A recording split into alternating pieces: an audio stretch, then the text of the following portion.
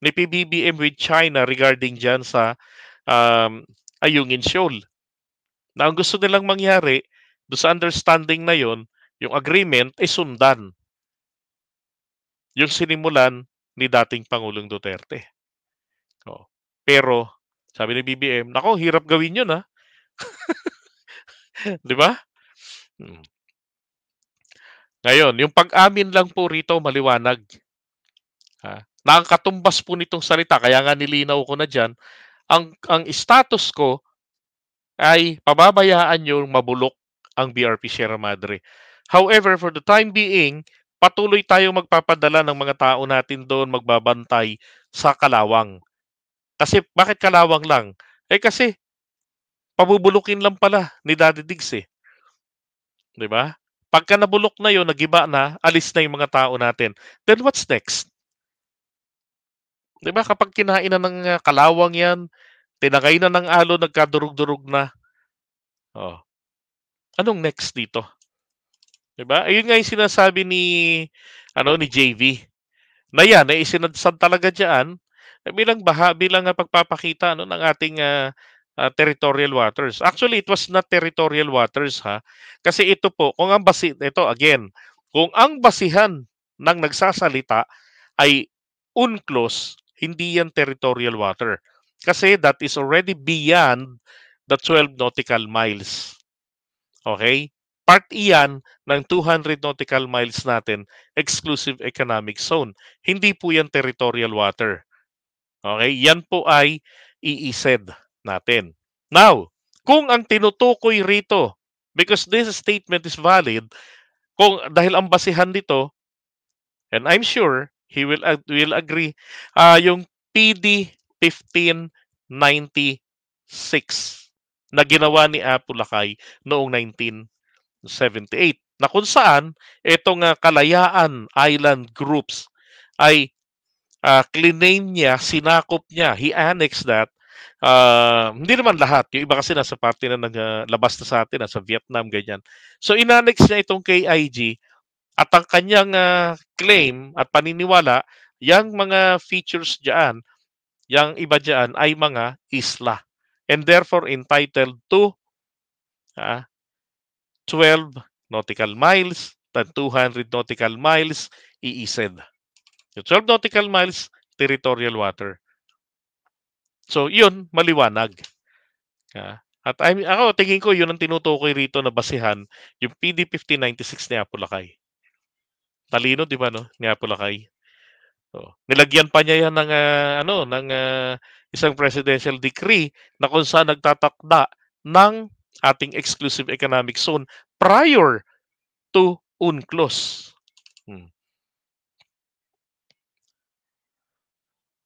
And I'm hoping ito pong si PBBM, siya naman po ang makagawa na magkaroon po ng kapalit yan at maging permanent base na po natin. Diba? Mas mainam yun. Pero so far, hanggat hindi pa naman po dumarating sa punto ng magkagudurog-durog yan, ano muna tayo? Palakasin, mag-focus sa pagpapalakas ng ating naval at saka ng ating itong AFP palakasin. Okay, ito nga yung mga nila rito nitong dalawa. Sabi ni Lorraine Badoy, pucha, pusta, kahit si Adicto, si BBM tinutukoy niya dyan. Hindi niya alam ibig sabihin ng shoal. Bakit po? Ano bang sinasabi rito ng shoal, mga kababayan? Ang shoal, ito yung nakalubog, submerged.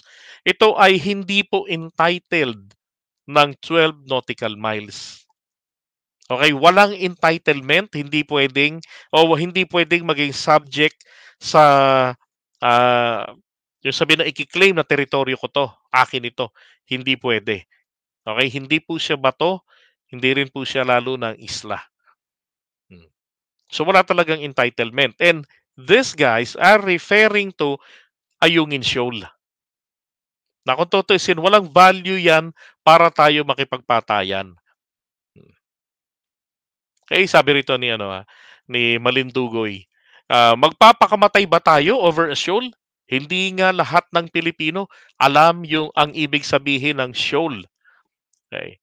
Yan. Ang hirap kasi sa atin, ang bravado masyadong mataas. As if we have an upper land and we don't. Do you really think the US will fight China head on? I don't think so. Bakit kasi lagi kailangan nilang ibanggit na magkakagyera, 'di ba? Ang Amerika ba makikipagpatayan para sa atin? Well, ang tanong ito dapat sagutin nilang maigi. Dahil lang ba diyan sa isang shoal ang China ay itataya niya kung ano ang meron sila ngayon sa posibleng isang digmaan? 'Di ba? O ang China ba ay willing na digmain ang Pilipinas dahil lamang sa isang shoal? 'Di ba? Palagay ko 'yun ang proper question dito eh. Kasi imposible sa atin na maghamon sa China ng digmaan. Hmm. Kaya ang tanong dito, ang China ba willing gawin sa atin 'yan? 'Di ba? Digmain tayo, hindi makipagdigmaan tayo kung hindi tayo po ang didigmain ng China. 'Di ba? Sabi niya ah, kapag naisalang na tayo sa bakbakan, wala na tayong magagawa. Ang liit-liit natin, ang military natin hindi naman gano'n ka-modern. I don't even think that the whole Western Pacific forces of the US will be fully on our side. Kasi marami ding problema ang US. I don't think they will be willing to engage in another military skirmish in the South China Sea. So ano ba talaga ang plano? Ba't naman kailangang malaman ng mga espiya ng China kung ano ba talaga ang plano? Tingin nyo ba i-reveal ni PBBM sa kanila yon? Sabi niya, ano ba talaga ang plano? Isalang ang buong Pilipinas sa ganitong larangan? Ano ba ang makukuha natin? Magpapakamatay ba ang Pilipino over a shoal? Come on! Even other Filipinos, hindi nga nila alam anong ibig sabihin ng shoal. Alam nyo, I totally agree. Maraming hindi nakakaalam anong ibig sabihin ng shoal. Pero maraming Pilipino ang nakakaalam kung ano ang exclusive economic zone natin. Nasaan ito? At lahat ng nandyan sa loob ay sa atin pong pasok sa ating iisid at sa ating pangangalaga. Ang tanong, may bawal ba kapag sabihin natin walang entitlement ang isang shoal? Totoong wala po. Pero ang tanong, pinagbabawal ba ng UNCLOS magtayo ka ron ng base mo? Hindi. Diba? Pwede ka nga mag-research dun eh. Pwede ka magsagawa ron ng development. Kasi obligasyon nating pangalagaan, depensahan at protektahan ang ating iisid. At dahil yan ay nasa loob, 'di ba? Etong mga 'to mapaano lang mapagaang lang yung isipan ng isang Pilipino, dadaanin nila sa ganyang klaseng fake news o fake information, 'di ba? Kahit na yan po ay isang shoal, nasa loob ng iisid natin yan, palagay ko naman it is worthy to fight for. 'Di ba? Kaysa sa sinasabi ng dating Pangulong Duterte, ah, wala naman yan, hindi, wala naman yang isla para pagpatayan diyan. 'Di ba? Ano naman yan, shoal naka-submerge. O ibig sabihin pauubaya natin? Shit, mga kababayan. Ang China, yung mga tinayuan nila ng kanilang mga base militar, yan pong mga yan ay mga nakano rin yan, naka-submerge din yang mga yan.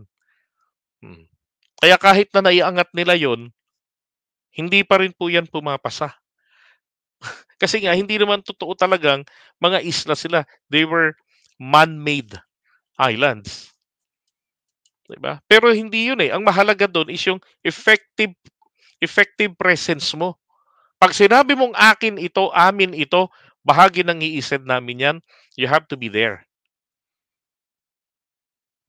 So kung magigiba yun, naalis yung mga tao natin. Palakpakan tong mga to, maniwala kayo. Magbubunyi ito. Sabi nga ni JV Ejercito, ni Senator, 7 million daw po ang bayad. Ano to, daily ba? Diba? Doon sa mga China mouthpiece dito sa Pilipinas. Kaya gano'n na lang yung lakas ng loob nila, eh. Hindi bale ng, ma-bash, hindi bale na mailigaw ang paniniwala ng mga Pilipino, 'di ba? Eh, ang kita naman, eh, hindi naman maliligaw dahil didiretso naman sa kanilang mga accounts coming from China, 'di ba? Nakakalungkot na may mga ganito tayong klase ng mga kababayan that, they've been doing this, for maybe more than a decade. Imbes na ang ipaliwanag nila, eh, yung, interes ng ating bansa, 'di ba, eh, baliktad, eh. Kung ano pa yung, mapanira. Hmm. Okey, so iwan natin 'to, do'n tayo sa huling content natin.